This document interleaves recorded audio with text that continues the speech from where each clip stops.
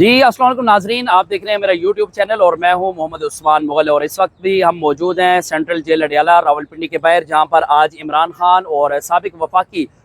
वज़ीर ख़ारजा शाह महमूद कुरैशी जो थे, उन्हें ऑफिशियल सीक्रेट एक्ट से मुतल्लिक साइफर केस के अंदर अदालत ने जो वो बड़ा फैसला सुना दिया है। फैसला जो है वो ये सुनाया गया है कि दोनों को 10-10 साल कैद बामुशक्कत जो है वो कैद बामुशक्कत की सज़ा सुनाई गई है। और इस व्लॉग के ज़रिए मैं आपको बताऊँगा कि आज अंदर जो कमरा अदालत थी वहाँ पर समाअत के दौरान हुआ क्या, जज ने कैसे फैसला सुनाया और फैसला सुनने के बाद इमरान खान के जो तासुरात थे वो क्या थे, शाह महमूद कुरैशी ने क्यों एहतजाज किया। क्योंकि आज की समाअत के दौरान भी मैं कमरा अदालत के अंदर जो वो मौजूद था, लेकिन हमने देखा कि जैसे ही इमरान खान जो वो कमरा अदालत के अंदर आए और आज इमरान खान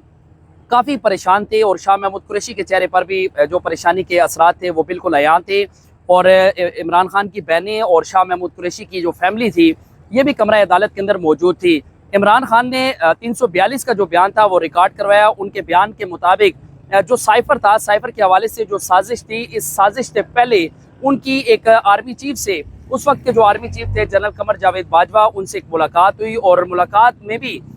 जनरल कमर जावेद बाजवा ने इमरान खान को ये मैसेज दिया कि अपना किबला जो है वो दुरुस्त कर लें और अगर ऐसा नहीं करेंगे तो आपको 12 साल की सज़ा हो सकती है। ये आज का जो बयान था 342 का इमरान खान का, ये उन्होंने उस बयान के अंदर जो है वो अपनी स्टेटमेंट जो है वो रिकॉर्ड करवाई है। और उनका ये कहना था कि साइफर के हवाले से उन्हें नहीं पता था कि कोई साजिश हुई है, क्योंकि साजिश के हवाले से शाह महमूद कुरैशी ने इमरान खान को बताया था कि जो साइफर टेलीग्राम है वो बाहर से है, जिसमें पाकिस्तान के अंदरूनी मामलात के अंदर जो वो मुदाखलत की गई है और इसके पीछे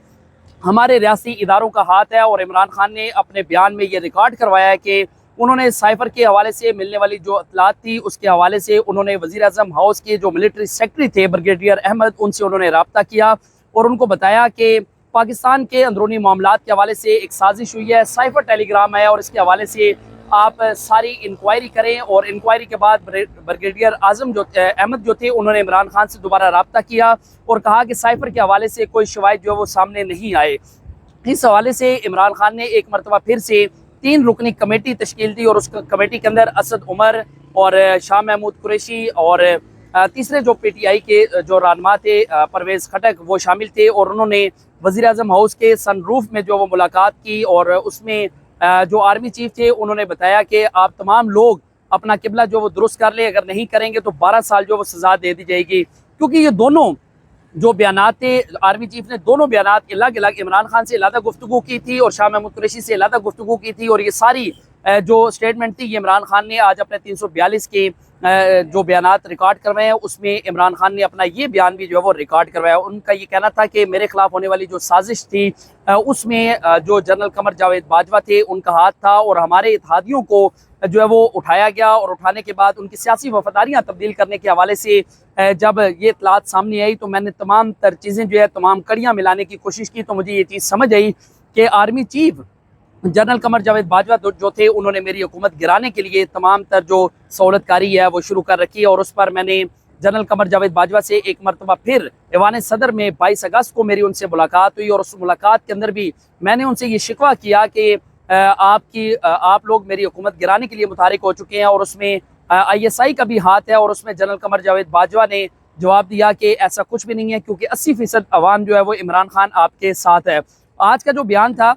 मज़ीद उसमें इमरान खान का ये कहना था कि इस हवाले से दीगर जो इत्तलात थी साइफर के हवाले से वो भी मेरे पास आना शुरू हो गई, लेकिन जनरल कमर जावेद बाजवा ने मेरी हुकूमत गिराने के हवाले से मुझसे मुसलसल जो वो झूठ बोला और हमारी हुकूमत गिराने के लिए हुसैन हक्कानी जो है उनको हायर किया गया और $35,000 जो है उनको दिए गए। और उन्होंने अमेरिका के अंदर पाकिस्तान के अंदरूनी मामलात और मुदाखलत के हवाले से वहाँ पर लॉबिंग की। और उसके बाद इसका पहला आगाज़ उस वक्त हुआ जब खैबर पख्तूनख्वा के जो वज़ीर थे आतिफ खान, उनसे रब्ता किया गया और उनको बताया गया कि उस वक्त खैबर पख्तूनख्वा के वज़ीर आला जो थे महमूद खान, उनके खिलाफ अदम एतमाद की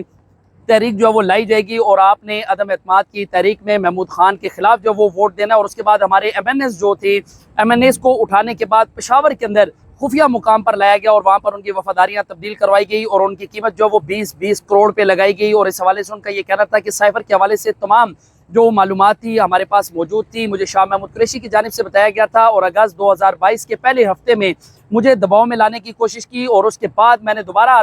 आर्मी चीफ से रब्ता किया और उनको मैंने बताया कि अगर मेरी हुकूमत गिराई गई تو میں آپ کے تمام جو پلاٹس ہیں ان کے حوالے سے عوام کو آگاہ کروں گا. اور بالآخر میں نے 27 اگست کا جو جلسہ تھا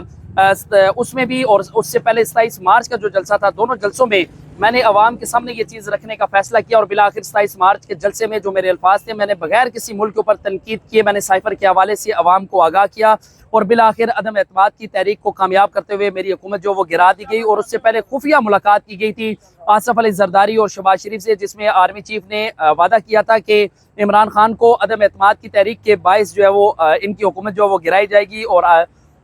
جنرل قمر جاوید باجوہ نے ایسا ہی کیا، اور اس پر جو وہ تقریباً 34 ارب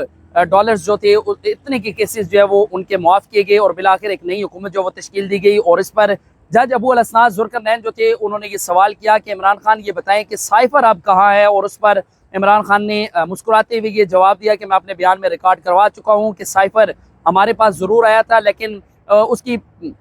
پیرافیزز جو کاپی تھی وہ میں نے جلسے کے اندر لہرائی تھی، لیکن میں نے کسی ملک کا جو وہ نام نہیں لیا. اور اس کے بعد جج ابو الاسناد نے شاہ محمود قریشی کو مخاطب کرتے ہوئے کہا کہ آپ میری طرف دیکھیں. جیسے شاہ محمود قریشی نے ابو الاسناد ذوالقرنین کی طرف دیکھا تو انہوں نے دونوں کو مخاطب کرتے ہوئے دونوں کو 10 سال قید بامشقت کی سزا سنانے کے بعد اپنی نشست چھوڑ دی. جس کے بعد عمران خان اور شاہ محمود قریشی کی جانب سے مسلسل جو ہے وہ احتجاج کیا گیا. شاہ محمود قریشی کا یہ کہنا تھا کہ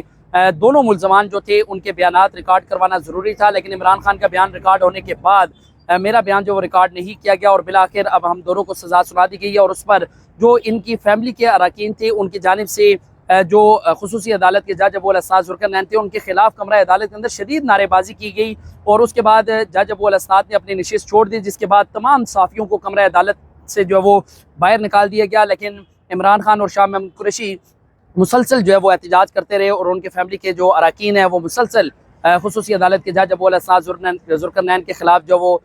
نعرے بازی کرتے رہے. اور یہ آج کی جو کمرہ عدالت کے اندر ہونے والی جو سماعت تھی اس کا احوال اپنے ولاگ کے ذریعے آپ کی گوش گزار کیا. اور اس کے بعد اب دوسری جو سماعت ہے وہ توشخانہ ریفرنس سے متعلق ہے، جبکہ آج ہی اڈیالہ جیل کے اندر 190 ملین پاؤنڈ اسکینڈل کیس کی بھی سماعت ہے، جس میں یہ بھی امکان ظاہر کیا جا رہا ہے کہ آج بانی chairman P T I Imran Khan پر فرد جرم عائد ہونے کا بھی امکان ہے. اور اگر آج بھی دوسرے کیس میں بھی عمران خان پر فرد جرم عائد ہوگی تو اپنے ولاگ کے ذریعے آپ کو تفصیلات سے آگاہ کرتا رہوں گا. تب تک کے لیے اجازت دیجیے گا. اللہ نے کے بعد.